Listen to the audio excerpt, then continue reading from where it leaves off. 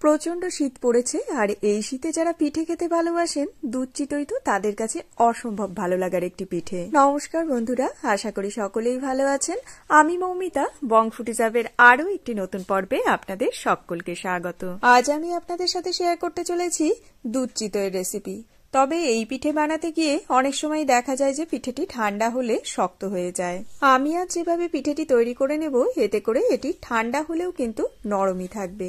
তাহলে চলুন দেরি না করে দেখে নেওয়া যাক কিভাবে এই দুধ চিতই আমি বানিয়ে নিচ্ছি। পিঠেটি বানিয়ে নেওয়ার জন্য প্রথমেই আমি একটি মিক্সিং বোলের মধ্যে অ্যাড করে দিচ্ছি 2 কাপ পরিমাণে কেনা চালের গুঁড়ো। একই সাথে অ্যাড করছি হাফ টিস্পুন নুন এবং হাফ কাপ ফ্রেশ নারকেল কোড়া। তবে এখানে নারকেল কোড়ার ব্যবহার টোটালি অপশনাল, আপনারা চাইলে স্কিপও করতে পারেন। এবারে এই সমস্ত উপকরণগুলিকে একটি হ্যান্ড হুইস্কের সাহায্যে প্রথমে খুব ভালো করে মিলিয়ে নিচ্ছি। সবকিছু খুব ভালো করে মিলিয়ে নেওয়ার পর এর মধ্যে ধীরে ধীরে অ্যাড করে দিচ্ছি ফুটন্ত গরম জল। দুধ চিতই বানানোর জন্য প্রথমে চিতই পিঠা বা সরা পিঠা তৈরির যে ব্যাটারটি বানিয়ে নিতে হবে, সেটি কিন্তু অবশ্যই গরম জল দিয়েই তৈরি করে নিতে হবে।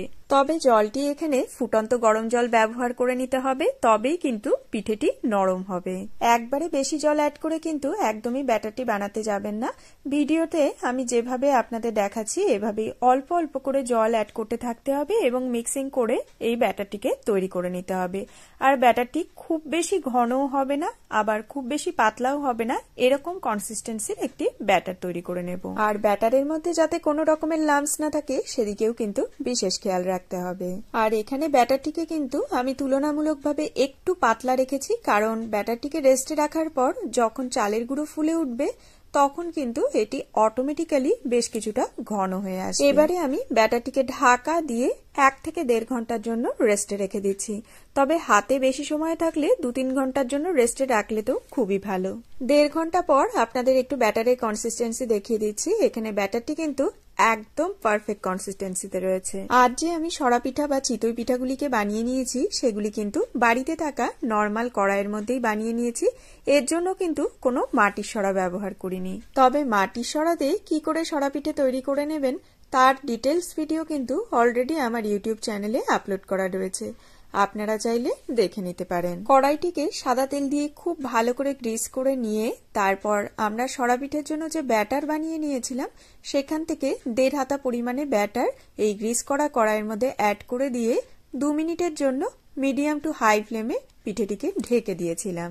2 মিনিট পর আমাদের পিঠে কিন্তু তৈরি হয়ে গিয়েছে।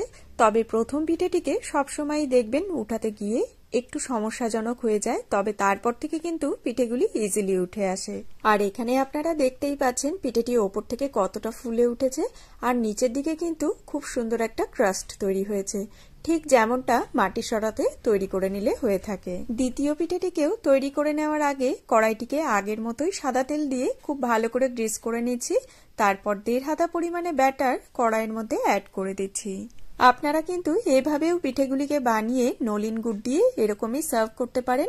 গরম গরম এই সরা পিঠা বা চিতই পিঠাগুলি খেতে কিন্তু খুবই ভালো লাগে। আর এবারে আপনারা দেখতেই পাচ্ছেন পিঠেটি কতটা ফুলে উঠেছে আর সেই সাথে কড়াই থেকে কিন্তু খুব ইজিলি উঠিয়েও নেওয়া যাচ্ছে। এই পিঠে তৈরি করতে খুব একটা বেশি ইনগ্রিডিয়েন্টসেরও দরকার হয় না, আর মাত্র 1.5 থেকে 2 মিনিটের মধ্যেই কিন্তু এক একটি করে পিঠে তৈরি হয়ে যায়। বাকি ব্যাটার থেকে বাকি পিঠেগুলিকে আমি ঠিক একইভাবে তৈরি করে নিচ্ছি। অন্যদিকে দুধ চিতই বানানোর জন্য অন্য একটি কড়াইয়ের মধ্যে দুধটিকে জাল দিয়ে নিচ্ছি। আর তার জন্য একটি কড়াইয়ের মধ্যে অ্যাড করে দিচ্ছি 2 টেবিল চামচ জল, আর তারপর এতে অ্যাড করছি 750 মিলি ফুল ক্রিম যুক্ত দুধ। এই জল অ্যাড করার ফলে দুধটি কিন্তু কড়াইয়ের তলায় একেবারেই লেগে ধরবে না। আপনারা যারা আমার এই ভিডিও দেখছেন তারা কোথা থেকে দেখছেন এবং আমার ভিডিও আপনাদের কেমন লাগে আমাকে কমেন্ট বক্সে অবশ্যই কমেন্ট করে জানাবেন। গ্যাসের ফ্লেম হাইতে রেখে দুধ উতলে আসা অবধি দুধটিকে নাড়াচাড়া করে নিচ্ছি। দুধ উতলাতে শুরু করলে গ্যাসের ফ্লেম লোতে করে দিচ্ছি এবং 6 থেকে 7 মিনিটের জন্য দুধটিকে লো ফ্লেমেই একটু জাল দিয়ে ঘন করে নিচ্ছি। এই কনকনে ঠান্ডায় দুধ চিতই খেতে কিন্তু ভারী মজা লাগে।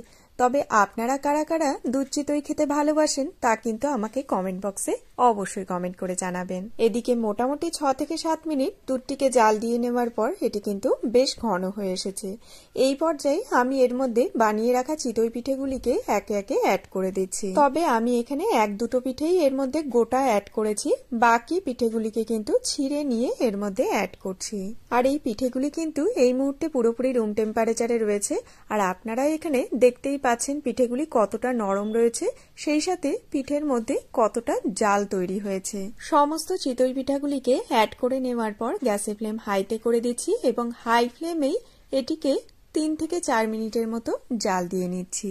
আমি আজ এই পিঠেগুলিকে তৈরি করার জন্য লোহার কড়াই ব্যবহার করে নিয়েছি, তবে আপনারা লোহার কড়াইয়ের পরিবর্তে অ্যালুমিনিয়াম বা অন্য যে কোনো কড়াইয়ে কিন্তু ঠিক একইভাবে পিঠেগুলিকে বানিয়ে নিতে পারেন।